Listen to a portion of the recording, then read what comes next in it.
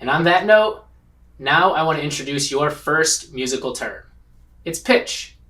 Pitch is how high or low the frequency of a sound is.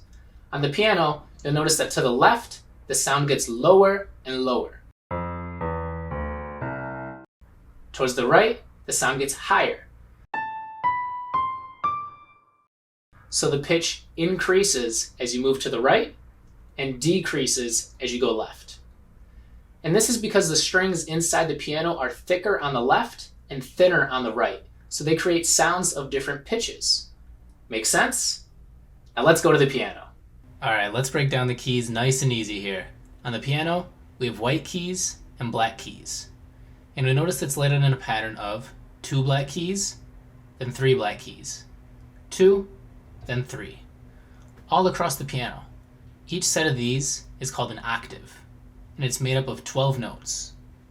1, 2, 3, 4, 5, 6, 7, 8, 9, 10, 11, 12.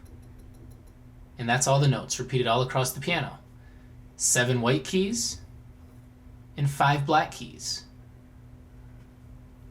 Every octave to the right or to the left is the same notes, just at a higher or lower pitch. I hope you return for next week and take this journey of learning the piano with me. Remember to practice and take care.